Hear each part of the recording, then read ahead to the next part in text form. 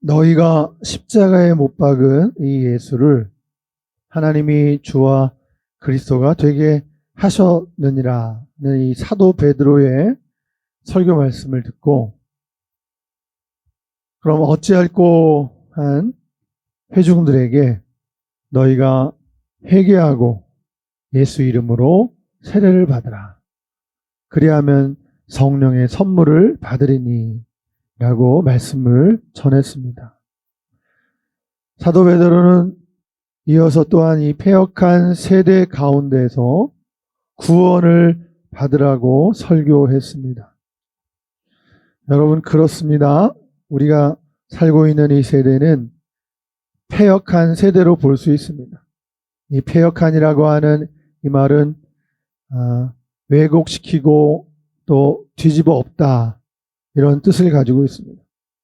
또 부패한다는 뜻을 가지고 있습니다. 이러한 패역한 세대 속에 성도들이 살고 있는 것입니다. 에베소서의 말씀대로 2장에 보면 공중권세 잡은 마귀가 우리를 사망으로 이끌려고 하고 있습니다. 사랑하는 여러분, 영화 파묘가 1200만 관객을 넘어섰다고 보도한 것을 본 적이 있습니다. 저는 그 영화를 보지 않았지만 우리나라 성인 두세 사람 중에 한 사람이 본 셈이 됩니다. 기독인 평론가가 파묘를 보고 평가하기를 1973년에 나온 영화 엑소시스트처럼 공이 어둠의 영의 강력한 힘을 보여주고 있다고 했습니다. 사람들에게 이 귀신에 대한 두려움을 준다고 했습니다. 여러분, 그런데 이런 것을 통해서 차라리 좋은 점은, 그러므로 성도들로 하여금 기도하게 하고 성령 충만을 구하게 된다는 점일 것입니다. 우리 힘으로는 귀신을 못 쫓아내니 말입니다. 사랑하는 여러분, 예수님도 제자들에게 기도와 금식 외에는 이런 유가 나갈 수 없다고 말씀하신 것입니다. 실제로 그 1973년에 나온 엑소시스트 영화 중에는 카톨릭의 구마 전부 두 신부, 퇴마 전문 두 신부가 교양청에서 파송돼서 12살 귀신 들린 소녀에게 가서 귀신을 내쫓다가 쫓아내지 못하고 둘 다 죽게 됩니다. 영화 파묘에서는 장로가 교회에서 전화를 받고는 성경 공부를 해야 한다고 전화를 끊어버리고는 계속해서 도박을 합니다. 우리 기독교를 희화화시키는 그런 모습을 봅니다. 사랑하는 성도 여러분, 우리는 이 악하고 폐역한 세대 가운데서 구원을 받아야 합니다. 오순절날 성령 받은 베드로가 설교한 그날에 구원받은 자가 3,000이나 되었습니다. 또 베드로가 설교를 하니 이번에는 5,000명이 주께로 돌아오게 되었습니다. 3장에 가서 보면 성전 미문에 앉아있는 안진뱅이를 제9시 기도 시간에 베드로와 요한이 기도하러 가다가 그 성전 미문에 있는 안진뱅이를 보고 우리를 보라, 이렇게 말하고는 자신들을 쳐다본 이 안진뱅이를 향해서 내게 은과 금은 없거니와 내게 있는 것으로 내게 명하노니 나사렛 예수 이름으로 일어나 걸으라. 명령함으로 그를 낳아 걷게 한 일이 예루살렘 성 안에 소문이 나게 되었고, 이 일로 인해서 유대교 대제사장들과 지도자들이 예수님의 부활의 복음을 전하지 못하도록 사도들을 위협하고 가두고 핍박을 가했습니다. 여러분, 그러나 사도들은 부활의 복음을 전하다가 그 이름, 예수님의 이름으로 능력받는 것을, 예수님의 이름을 인하여 능력받는 것을 합당히 여기면서 기뻐하며 먼지를 털고 공회를 떠났다고 성경은 기록해 주고 있습니다. 그리고 사도행전 6장에 보게 되면 이제 예루살렘 교회가 부흥이 되면서 제자의 수가 많아지게 되는데, 헬라파 과부가 구제하는 대상에서 빠지자 자기들만 구제 혜택을 받는다고 히브리파 사람을 원망하는 일이 생겨나게 됩니다. 이 일로 성령과 믿음과 지혜가 충만하고 사람들에게 인정받고 칭찬받는 사람 7을 안수해서 집사로 세웁니다. 7 집사를 세우는 것이죠.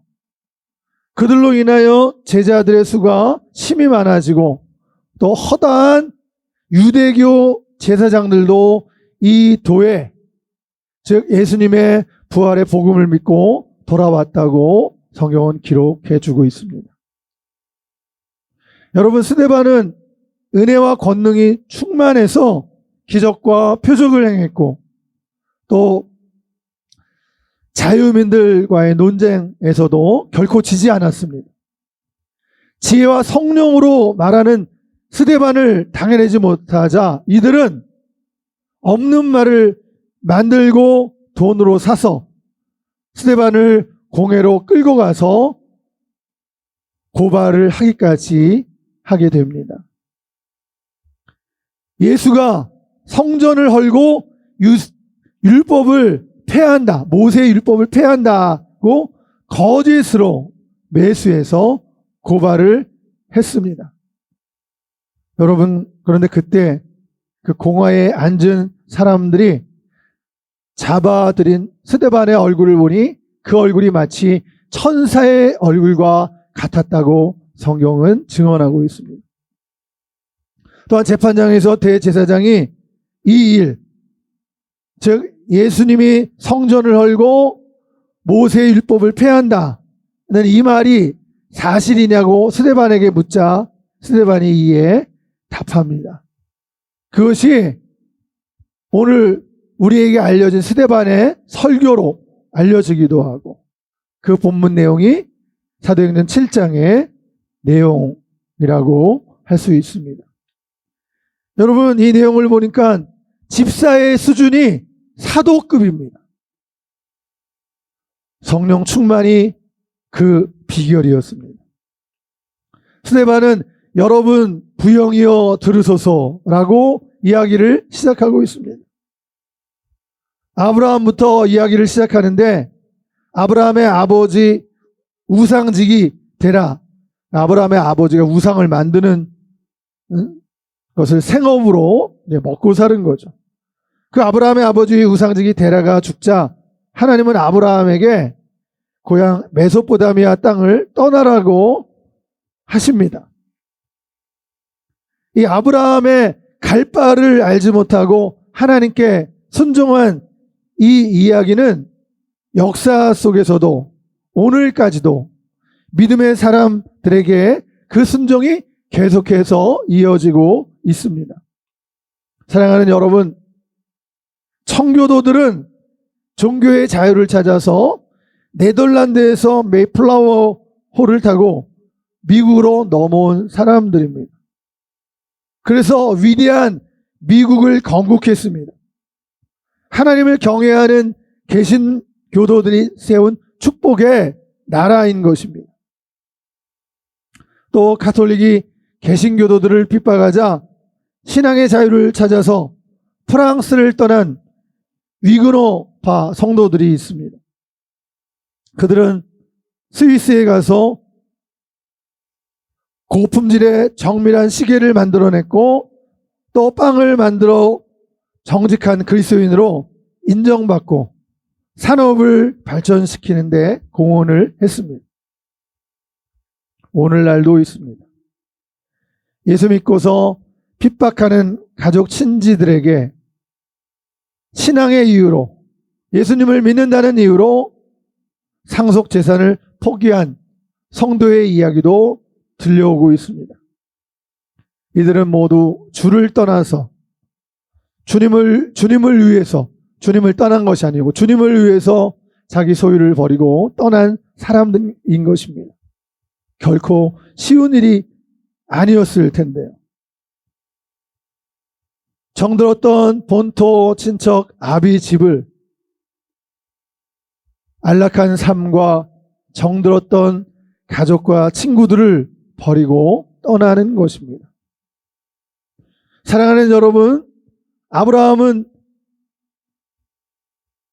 하나님이 약속하신 가나안 땅으로 인도되었는데, 하나님께서는 이제 아브라함의 후손들이 다른 땅에서 나그네가 되어 살다가 큰 민족을 이루어 그 땅, 그 애굽을 떠나게 될 것을 미리 말씀하셨습니다. 400년간 살다가 애굽에서 나와서 다시 약속의 가나안 땅으로 돌아오게 하신다고 말씀하셨습니다. 아브라함은 아들 이삭을 낳고 또 이삭에 이어 야곱의 12아들을 낳아 이스라엘의 12지파의 조상이 되었는데, 야곱의 아들인 요셉을 시기한 형제들이 요셉을 애굽에 팔아넘겼습니다. 그러나 하나님께서는 요셉을 애굽과 자기 온 집의 통치자로, 총리로 세워주셨습니다. 요셉의 꿈 해몽대로 7해 풍년 이후에 더 심한 7해 흉년이 찾아오면서 야곱과 조상들은 계속되는 기근과 가뭄으로 식량이 떨어지자 애굽에 식량을 구하러 내려가게 되었고, 이 일로 요셉은 식량뿐 아니라 야곱의 가족들을 애굽 땅에 이주하게 해서 고센 땅에 살게 함으로 이스라엘의 75명의 가족들은 애굽에 살면서, 고센 땅에 살면서 목축을 하고 또 바로의 가축도 돌아보게 됩니다.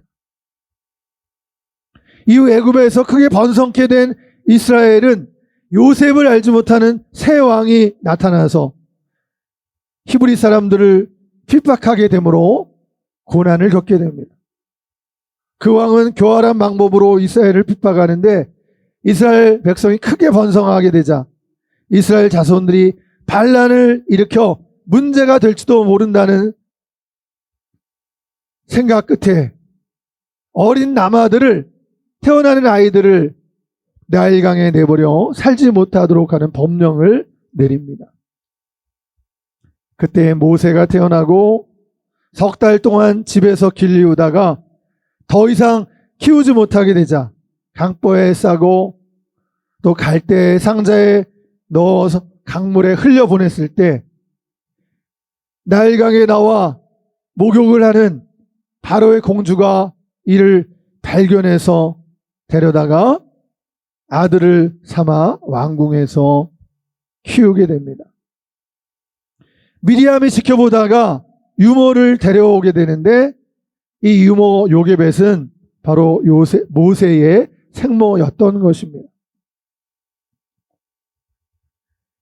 이 요게벳은 모세를 키우면서 히브리인의 정체성을 분명히 가르친 것으로 볼 수가 있습니다.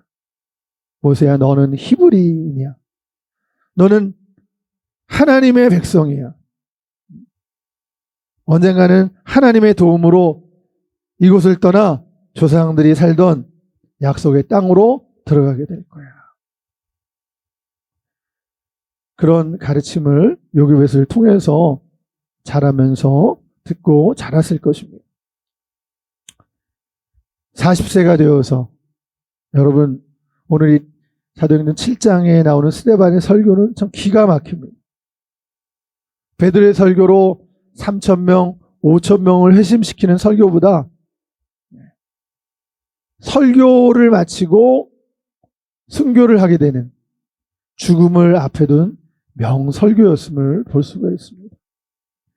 이 설교의 내용에 40세가 되어 모세는 동족을 핍박하는 애굽인 감독을 보고 돌로 쳐 죽이고는 감추고 이튿날 다시 나가서 싸우는 동족들을 화해시키고자 하는데 그때 한 히브리인이 말합니다. 내가 어제 애굽인을 죽인 것처럼 또 나를 죽이겠느냐. 모세는 이 말을 듣고 애굽인을 죽인 것이 탄로난 것을 알고 미디안 광야로 피신하게 됩니다. 그리고 그곳에서 살면서 시프라와 결혼을 하고 아들 둘을 봅니다. 그리고 40년이 되어 모세가 80세가 되었을 때 호렙산에 가서 신비한 광경을 보게 되는데요. 그곳 가시 덤불 사이에 타는 불꽃 사이에서 하나님의 음성을 듣습니다. 모세야, 내가 선 곳은 거룩한 땅이니 그곳에서 신을 벗으라. 하나님께서는 80세 된 모세를 불러서 출애굽의 사명을 맡기십니다.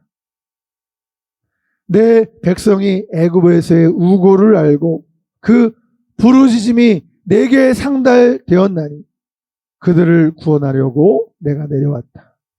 이제 내가 너를 애굽으로 이스라엘 백성을 구원하기 위해 애굽으로 너를 보내리라 말씀하셨습니다. 그리고 누가 너를 보내느냐라고 물으면 가시덤불 사이에서 말씀하신 불 가운데에서 말씀하신 전능하신 하나님, 스스로 계신 자 하나님이 보냈다고 말하라고 그렇게 하셨습니다. 이 모세가 애굽에서 나올 때 애굽과 홍해와 강야에서 40년간 이스라엘 백성을 이끌며 기사와 표적을 행한 것입니다.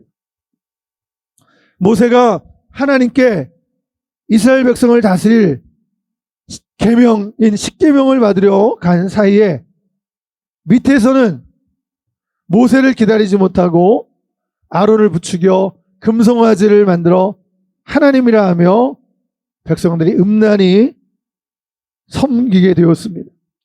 모세가 내려와서 그 모습을 보고 십계명이 담겨진 그 두 돌판을 던져 두 돌판은 깨져버립니다. 그들은 금송아지 앞에서 술 마시고 춤추며 음란히 섬기면서 이가 애굽에서 우리를 인도해 내신 이로다 라고 외치며 남녀가 부둥켜 안고 이방인처럼 제사를 지내는 것입니다. 여러분, 스데반 집사는 이 일을 하나님께서 외면하사 그들을 그 하늘의 군대 섬기는 일에 내버려 두셨다고 말합니다. 몰렉의 장막과 신 레판의 별을 받들어 섬겼다고 했습니다.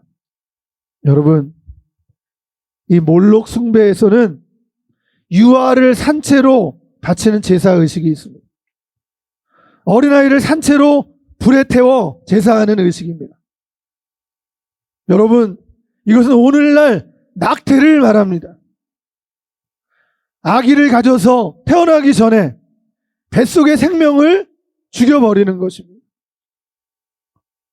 실제로 수술해서 꺼집어내면 낙태 수술을 하게 되면 잘려진 아기의 손가락과 발가락, 머리와 머리카락 등이 그대로 나옵니다. 이것을 본 산모는 충격을 받고 평생 죄책감에 시달려 살게 됩니다.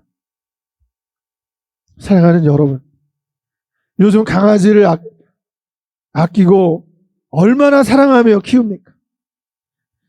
길냥이도 죽이면 동물보호법에 의해 3천만 원 이하의 벌금을 내게 되어 있고 실제로 2022년에 대구지방법원에서는 12마리의 길냥이를 죽이고 전시한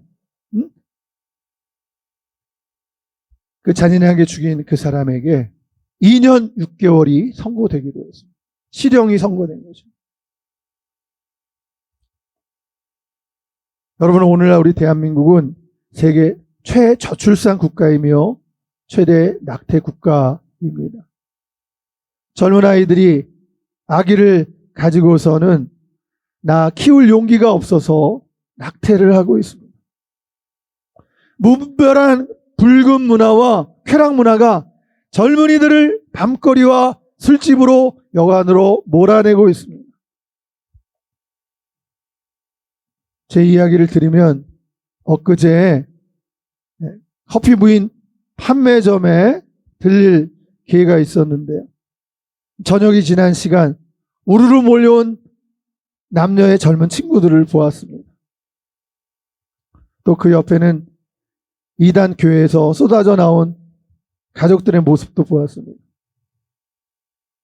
사랑하는 여러분, 교회가 이단에게 뺏기고 젊은이들을 놓치고 있습니다. 우리 교회가 깨어나야 하고 일어나야 합니다. 자기를 위해 금송아지를 만들어 음란히 섬기는 이스라엘 백성들의 타락한 모습이 오늘 우리 시대에도 재현되고 있다고 말한다면 이 말이 지나친 말일까요? 오늘 우리 교회와 믿음의 가정은 무분별한 쾌락의 결과와 또 낙태의 잔인함을 우리 젊은이들과 아이들에게 알려주고 가르쳐야 합니다.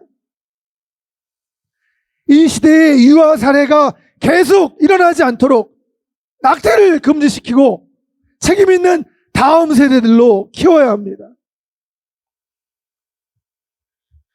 여러분, 출애굽 후 광야에서는 성막을 지어 하나님 중심의 신앙을 가르쳤습니다.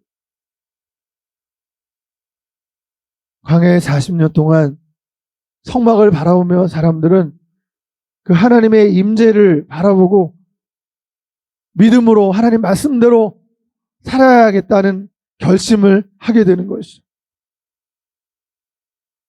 그리고 여호수아가 가나안 땅을 정복한 이후에 이스라엘은 다윗 시대에 와서 성전 건축을 준비하고 솔로몬 때에 성전을 짓게 됩니다. 여러분, 오늘 스데반 집사는 말합니다. 그러나 지극히 높으신 이는 손으로 지으신 곳에 계시지 않는다고. 주께서 이르시되 하늘은 나의 보좌요 땅은 나의 발등상이니 너희가 나를 위하여 집을 짓겠으며 나의 안식할 처소가 어디냐? 이렇게 묻습니다. 하나님이 묻는 거죠. 이 모든 것이, 이 천하만상이 다 내 손으로 지은 것이 아니냐고 하나님이 묻습니다.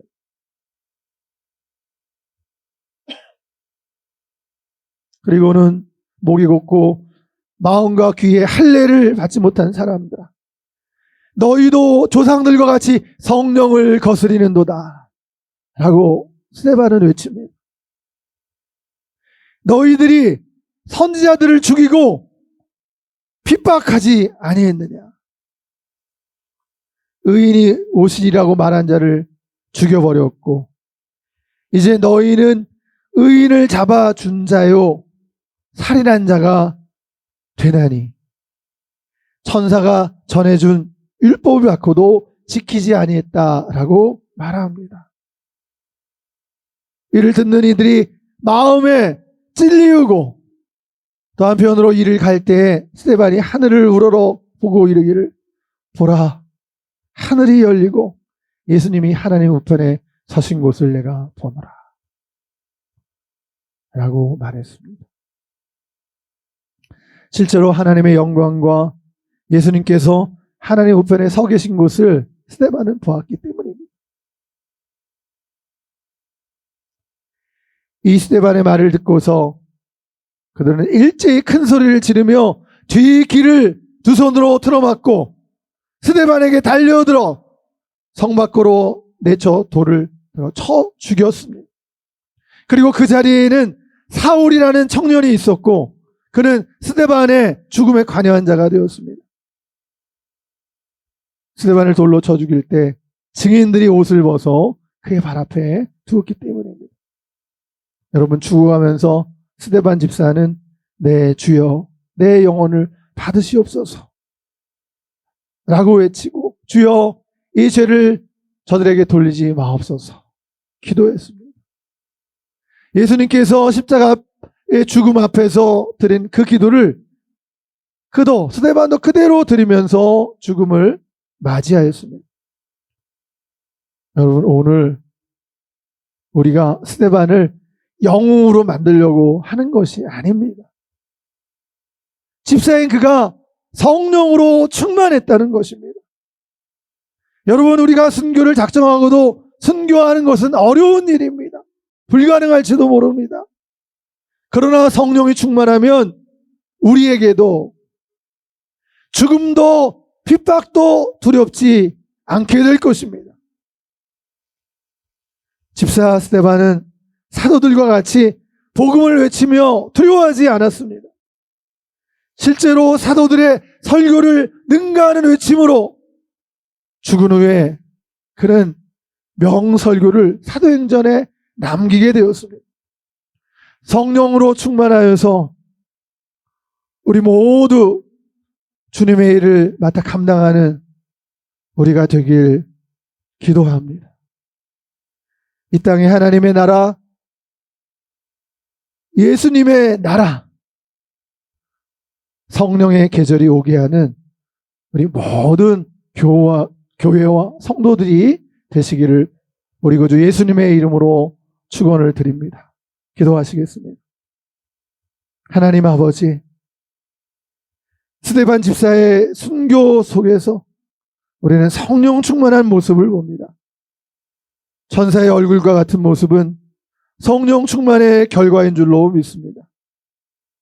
성령 충만한 우리가 되어서 복음을 전하는 일과 봉사와 성김을 실천하는 일에 모두 기쁨으로 쓰임받는 우리가 되게 하옵소서.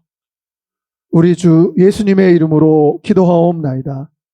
아멘.